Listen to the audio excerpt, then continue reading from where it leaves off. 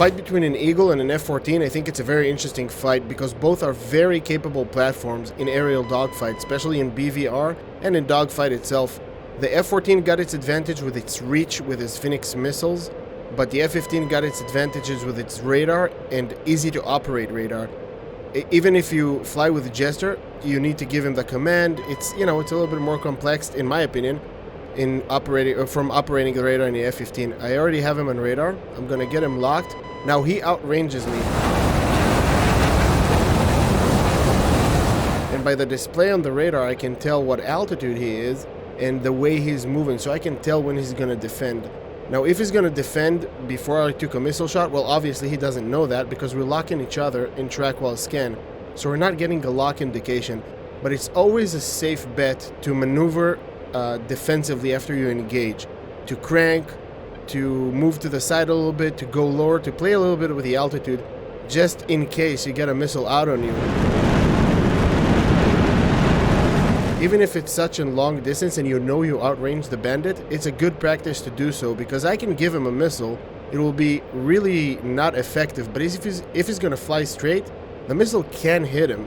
If he's just continue to fly straight without maneuvering at all. If he will not put any stress on the missile to lead or to maneuver, the missile will just fly straight. And the missile at that long range is just going to loft itself, and it will be easier for the missile to drop because it's going to use gravity. Same thing with the Phoenix, but the Phoenix meant to do that. So that's why he's burning for such a long time. He can do that. He can maneuver and, well, we call it terminal ballistics, but it's not really terminal ballistics. It's in the transonic zone. After the missile, you know, passed his supersonic, he's going to transonic zone and then subsonic. It's the missile still can maneuver and provide a little bit of a danger there because it's already got its altitude, its lead, and it's pretty close to you at this point. That's what the Phoenix does.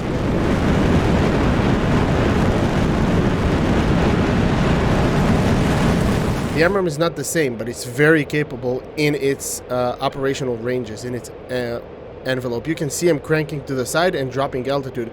So I'm going to defend. I know I have a missile out on me. It's a very long-range missile. But still, I'm going to defend that one. It's going to be easier to defeat, even though it's a Phoenix.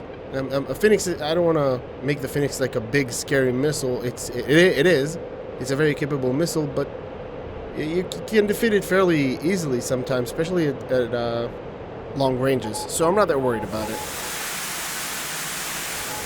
I'm going to use the mountain ridge here. I'm going to stick around with this mountain ridge here to break that lock. That will be my safe bet. I'm not getting missile indication, so I'm not going to go immediately to the notch. I can put the 14 nails that you see in the RWR screen to the right. I can notch that, but I don't want to do that. I just want to be a little bit safer, break that lock, use the mountains, and then recommit.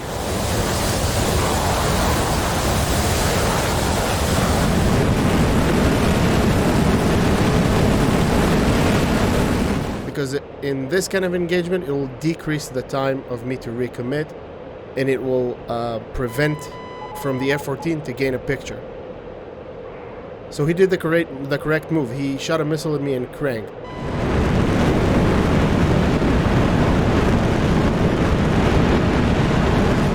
I'm recommitting now. I'm fairly certain that the missile was defeated, and even if it's not, he's fairly low energy. But it is option that I'm recommitting into a Phoenix right now. That's why I'm going to try to catch him on radar, give him a Fox 3. He's probably going to be outside of range. There he is in radar.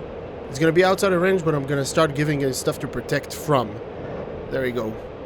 I just need him to get this missile notification.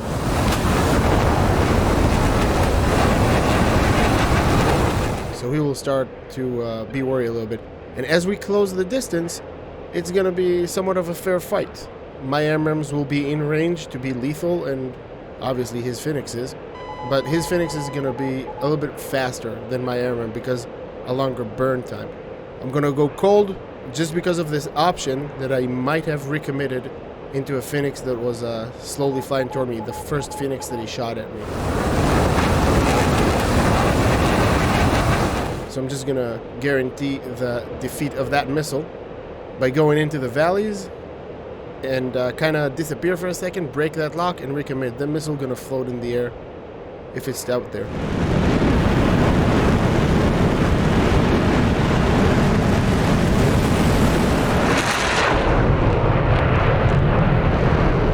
fast recommit.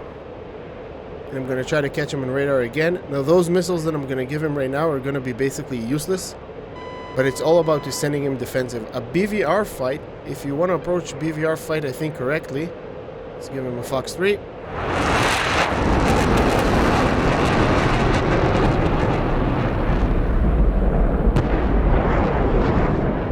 I think if you want to approach BVR fight correctly, it's about time management, I guess. So you want to send him defensive, and the faster you recommit, the faster you catch him on the recommit, the faster you'll be able to push him defensive for longer periods of time, and that's how you'll be able to defeat him.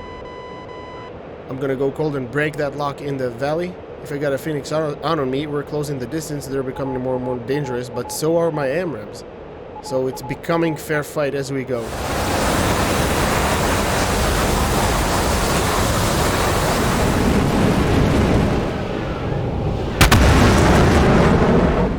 I will always try to ensure the defeat of those missiles by maneuvering in those valleys. I can work with a notch, but I wouldn't like to do that right now because we're closing the distance on each other. If I'll be able to surprise him, so he will not know where my IWR signature is coming from, I'll be able to get this second of recommit and catch him hopefully on the flank and the side where he is not in his weapons envelope. Recommit again, try to catch him. I need to operate my radar to see if, yeah, there we go. Yeah, he's not very high, but he is high. Another Fox 3 on the way. To operate Jester is a little bit more challenging in a fight like that. The menu basically will give you the option to tell him if you want him to scan low or high. So you need like to think what it is that you do and then to give him the command. It's not just lock him and that's it. So I think it's the workload is kind of similar. Like if you have a real Rio in the back over there working the radar. It's a whole dedicated system. That's why you have another person there.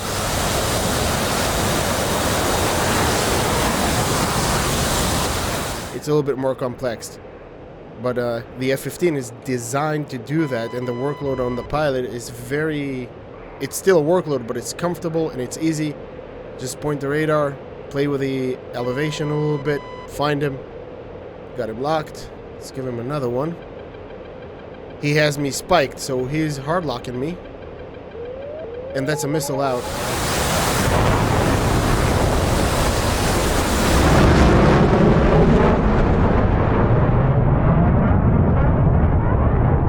I don't know if it means that he ran out of missiles. He might be working with those M7s now. So as long as I'll break the lock of the F14, I'm safe. But I'm gonna ensure that by diving into that valley, because if it was a Phoenix, that missile is fairly dangerous, can chase you around a little bit.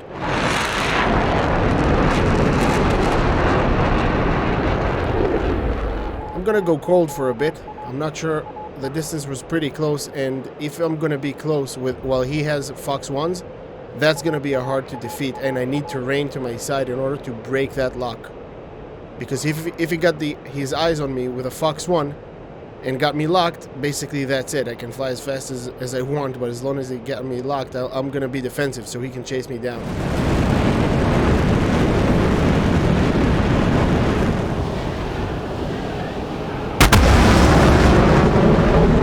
That's why I'm gonna try to increase the range a little bit so I can see what's going on, using the terrain to my advantage, and recommit when I'm comfortable. I defeated the missile a long time ago, but I just want to gain the initiative over this fight again. And I have another Fox 3, so I'm fairly comfortable with this engagement range. All those fights are also a lot of fuel management. I'm not burning all the time. There we go, we got the 14 nails there, and I'm gonna try to pick him up again.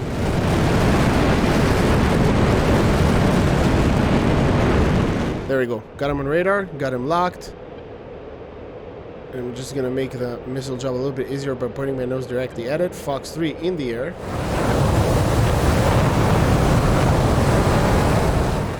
That was a little bit outside of range, but here we go. Now we're in the weapons envelope. So that was a second before the weapons envelope. He has me spiked again. Yeah, I think he's down to his AIM-7s, the Sparrows, which are Fox 1, guided by the F-14. So I'm going to break that lock again by using that terrain.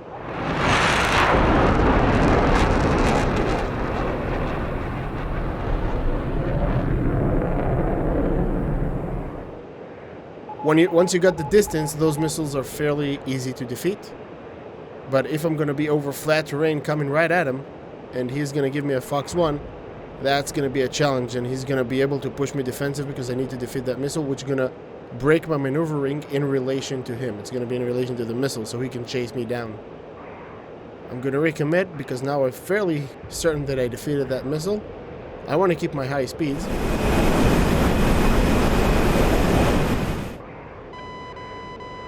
Got him on radar again. Let's get a lock here. Got him locked. In weapons envelope, Fox 3. So that was right on the edge of the weapons envelope, and it's good. That's a very dangerous missile for him. And by the way, I'm out.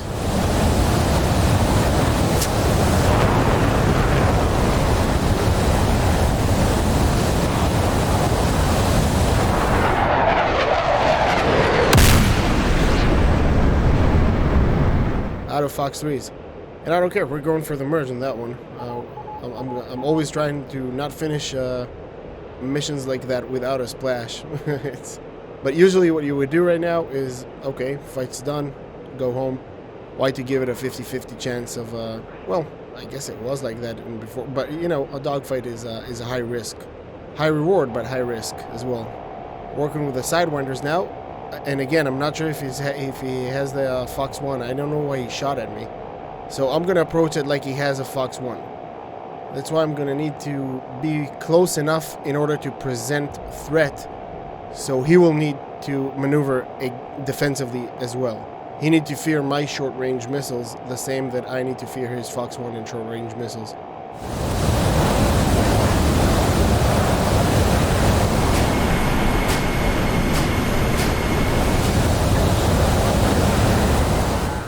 Oh, there he is, and merged. I'm going to reverse that turn in order to make it a two-circle fight. I got him right here.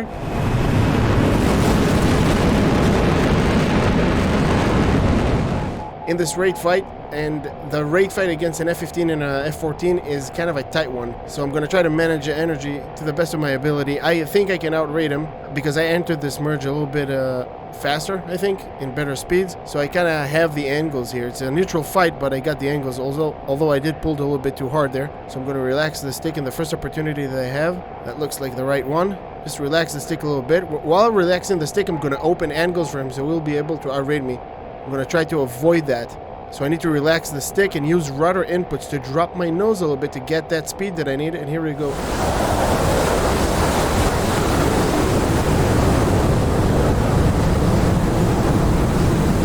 I'm getting my speed. He's actually becoming a little bit slower. I'm getting my speed, and he is kind of outrating me. It looks like I'm getting defensive, but I'm not. I'm actually getting into my raid speeds. A better circle.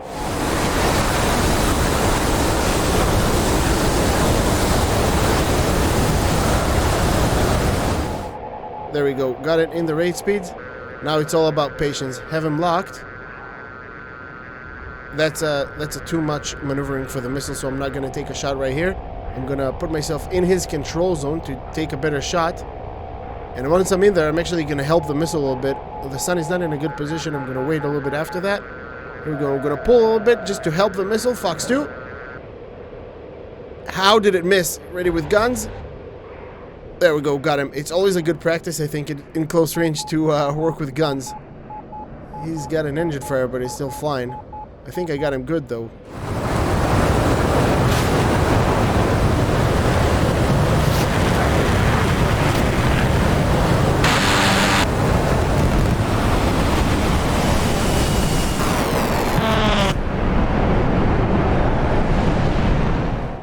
I think his F-14 challenging him a little bit.